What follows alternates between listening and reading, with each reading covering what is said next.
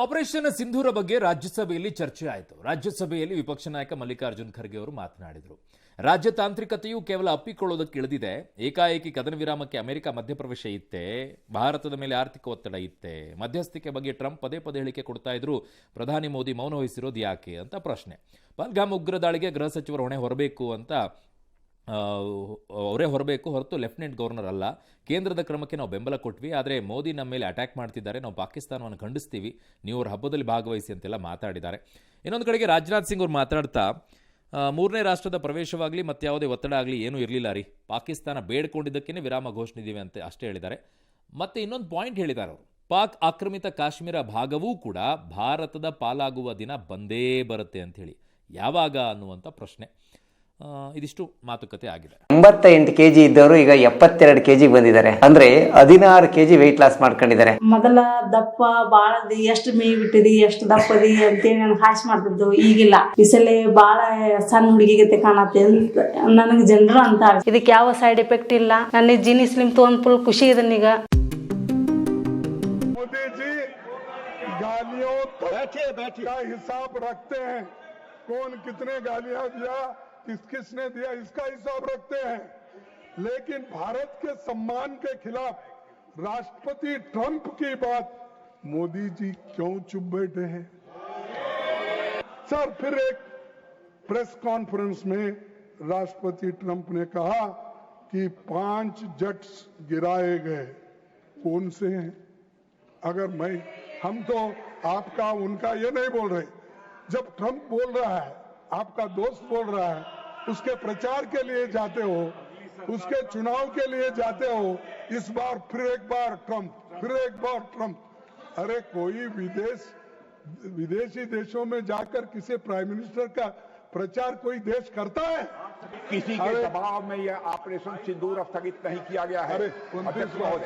Operation सिंदूर यदि स्थगित हुआ है तो पाकिस्तान के नहीं हुआ वहाँ की पॉलिटिकल लीडरशिप के कहने पर वहाँ के डीजीएमओ ने रिक्वेस्ट किया है. नहीं, वो बात बाद में सफाई दो ना. इसको समाप्त करिए, तब जाकर यह समाप्त नहीं हुआ है, यह स्थगित. ಸರ್ಕಾರ ಒಂದು ಅಧಿಕೃತವಾಗಿ ಒಂದು ಹೇಳಿಕೆಯನ್ನು ಕೊಟ್ಟ ನಂತರ ಮತ್ತು ಅದರ ಬಗ್ಗೆನೇ ಮಾತನಾಡೋದು ಒಂಥರ ಅಲ್ಲ, ಇದು ಮೊದಲೇ ಆಗಿದ್ರಿಂದ ಆಮೇಲೆ ಬಂದಿದ್ದು ಮೋದಿ ಅಲ್ಲಲ್ಲ. ಒಂಥರ ಈ ರಾಜನಾಥ್ ಸಿಂಗ್ ಅವರು ಹೇಳಿದ್ದಾರೆ, ಮೊನ್ನೆ ಕ್ಲಾರಿಫಿಕೇಶನ್ ಕೊಟ್ಟಿದ್ದಾರೆ. DGMO ಅವರು, director general of military operation, ಪಾಕಿಸ್ತಾನದಿಂದ ಮತ್ತು ಭಾರತದಲ್ಲಿರುವಂಥ DGMO ಇಬ್ಬರು ಕೂಡ ಅವ್ರು ಕೇಳ್ಕೊಂಡಿದ್ದಕ್ಕೆ ಅದು ಮಾತುಕತೆ ಆದ ನಂತರನೇ ಕದನ ವಿರಾಮವನ್ನು ಮಾಡ್ಕೊಂಡಿರೋದು ನಾವು ಅಂತ ಹೇಳಿ. ಅದಾದ ನಂತರ ಕೂಡ ಅಮೆರಿಕ ಮಧ್ಯಸ್ಥಿಕೆ ವಹಿಸ್ತಾ ಅದಾಯ್ತಾ ಅಂತಂದ್ರೆ ಪದೇ ಪದೇ ಕೇಳ್ಕೊಂಡು ಕೂತ್ಕೊಂಡ್ರೆ ಏನ್ ಹೇಳಕ್ ಬಯಸ್ತಾ ಇದ್ದೀರಾ ನೀವು? ಆಮೇಲೆ ಆ ಕಡೆ ಟ್ರಂಪ್ ಸುಮ್ಮನೆ ಇರ್ತಾ ಇಲ್ವಲ್ಲ, ಅವರು ಪದೇ ಪದೇ ಅದನ್ನೇ ಅವ್ರು ಹೇಳಿ ಬಿಡ್ರಿ. ಅವ್ರ ಬಾಯಿ ಅವ್ರಿಗೇನೋ ಯಾವ್ದದು ಶಾಂತಿ ದೂತ ಅಂತ ಏನೋ ತಗೋಬೇಕು ಅಂತಲ್ಲ ಅವ್ರಿಗೆ, ಆ ಪ್ರಶಸ್ತಿ ತಗೋಬೇಕಂತಲ್ವ, ಅದಕ್ಕೆ ಅವರು ಓಡಾಡ್ತಾ ಇದ್ದಾರೆ. ತಗೊಳ್ಳಿ, ಹೇಳ್ಕೊಂಡು ಓಡಾಡ್ಲಿ ಬಿಡಿ, ಏನಾಗೋದಿದೆ. ಪಾಕಿಸ್ತಾನ ನಮ್ಮ ಹತ್ರ ಮಂಡಿಯವ್ರು ಕೂತಿದೆ ಅಂತ ಹೇಳಿದಾಗ ಅದಕ್ಕೆ ಹೆಮ್ಮೆ ಪಡಬೇಕು. ಇಲ್ಲ ಅಮೆರಿಕ ಹೇಳಿದ್ದಕ್ಕೇನೆ ಅದು ಹಂಗಾಗೋಯ್ತು ಹಿಂಗಾಗೋಯ್ತು ಅಂತ ಇದನ್ನ ಹೇಳ್ಕೊಳ್ಬೇಕು. ಏನು ಹೇಳಕ್ ಬಯಸ್ತಾ ಇದ್ರಿ ನೀವು ದೇಶದ ಜನತೆಗೆ? ಏನಪ್ಪ ಒಂದು ಅರ್ಥನೇ ಆಗಲ್ಲ ನಿಮ್ಗೆ. ಅದನ್ನ ಬೈಯಕ್ಕೆ ಹೋಗ್ಬಿಟ್ಟು ನಿಮ್ಮನ್ನು ನೀವೇ ಕಳ್ಕೊಳ್ತಾ ಇದ್ರೇನೋ ಅಂತ ಅನಿಸ್ಬಿಡುತ್ತೆ ಕಾಂಗ್ರೆಸ್ ನಾಯಕರುಗಳೆಲ್ಲ. ಇದು ನೆತ್ತರು ನೀರು ಒಟ್ಟಿಗೆ ಹರಿಯೋದಿಲ್ಲ ಅಂತೀರಿ, ಆದರೆ ಪಾಕಿಸ್ತಾನ ಜೊತೆ ಹೇಗೆ ಕ್ರಿಕೆಟ್ ಆಡ್ತೀರಿ? ಏಷ್ಯಾ ಕಪ್ ಕ್ರಿಕೆಟ್ನಲ್ಲಿ ಪಾಕ್ ವಿರುದ್ಧ ಭಾರತ ಆಡ್ತಿರೋದಕ್ಕೆ MIMನ ಮುಖ್ಯಸ್ಥ OIC ಖಂಡಿಸಿದ್ದಾರೆ.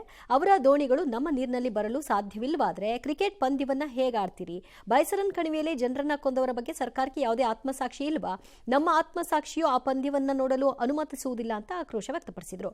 ಪಹಲ್ಗಾಮ್ ಹತ್ಯಾಕಾಂಡದಲ್ಲಿ ತಮ್ಮವರನ್ನ ಕಳ್ಕೊಂಡ ಕುಟುಂಬಸ್ಥರಿಗೆ ದೂರವಾಣಿ ಕರೆ ಮಾಡಿ ನಾವು ಆಪರೇಷನ್ ಸಿಂಧೂರ್ ಕಾರ್ಯಾಚರಣೆ ಮೂಲಕ ಸೇಡು ತೀರಿಸಿಕೊಂಡಿದ್ದೀವಿ ಅಂತ ಹೇಳುವ ಧೈರ್ಯ ಕೇಂದ್ರ ಸರ್ಕಾರಕ್ಕಿದೆಯಾ ಅಂತ ಪ್ರಶ್ನೆ ಮಾಡಿದ್ರು. ಭಾರತವು ಪಾಕಿಸ್ತಾನದೊಂದಿಗೆ ವ್ಯಾಪಾರ ವಹಿವಾಟನ್ನ ನಿಲ್ಲಿಸಿದೆ, ಆದರೆ 80% ನೀರು ಪಾಕಿಸ್ತಾನಕ್ಕೆ ಹರಿತಾ ಇದೆ. ಅಮೆರಿಕವನ್ನ ಮಿತ್ರ ರಾಷ್ಟ್ರ ಅಂತ ಪರಿಗಣಿಸುವ ಭಾರತವು ಅವರಿಗೆ ಯಾವುದೇ ಪ್ರಶ್ನೆ ಕೇಳದಿರುವುದು ಯಾವ ರೀತಿಯ ಸ್ನೇಹ ಅಂತ OIC ಪ್ರಶ್ನೆ ಮಾಡಿದ್ದಾರೆ.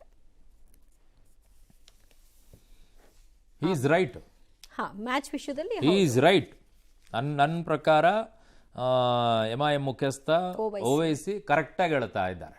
ಪಾಕಿಸ್ತಾನ ಬೇಡ ಅಂತಂದ್ಮೇಲೆ ಅವ್ರಿಗೆ ನೀರು ನಾವು ಕೊಡಲ್ಲ ಅಂದಮೇಲೆ ಅವ್ರ ಜೊತೆಗೆ ನಾವು ಮಾತುಕತೆನೂ ಇಲ್ಲ ಅನ್ನೋದಾದ್ರೆ ಯಾಕೆ ಮ್ಯಾಚ್ ಆಡಬೇಕಪ್ಪ? ಕರೆಕ್ಟಾಗಿ ಹೇಳಿ ಅಮಿತ್ ಶಾ ಅವರೇ, ನಿಮ್ಮ ಪುತ್ರರ ತಾರೆ ಇರೋದಲ್ಲಿಗೆ. ಸ್ಪೋರ್ಟ್ಸ್ನ ಬೇರೆ ರೀತಿ ಅದೇಂಗ್ ನೋಡೋಕ್ಕಾಗತ್ತೆ ಬೈಕೌಟ್ ಅಷ್ಟೇ ಮಾಡಬೇಕು ಎಲ್ಲವನ್ನು ಕೂಡ. ನಾವು ನಮ್ಮ ಪಾಡಿಗೆ ಆಟ ಆಡ್ತೀವಿ, ಅಲ್ಲಿ ದುಡ್ಡು ಬರುತ್ತೆ ಅಂತ ಹೇಳ್ಬಿಟ್ಟು ಇಲ್ಲಿ ಉಳಿದವ್ರನ್ನೆಲ್ಲ ಭಾವನಾತ್ಮಕವಾಗಿ ಆಟ ಆಡ್ಕೊಂಡು ಕೂತ್ಕೊಂಡ್ಬಿಟ್ರೆ ಚೆನ್ನಾಗಿದೆ. ಈಸ್ ರೈಟ್, ಅವ್ರು ಕರೆಕ್ಟಾಗಿ ಹೇಳಿದ್ದಾರೆ. ಅದನ್ನು ನಿಲ್ಲಿಸ್ಬೇಕು ಅಂದ್ರೆ ನಿಲ್ಲಿಸ್ಬೇಕು, ಏನು ಅವಶ್ಯಕತೆ ಇಲ್ಲ ಪಾಕಿಸ್ತಾನ ಜೊತೆಗೆ ಆಡೋದು. Is right actually.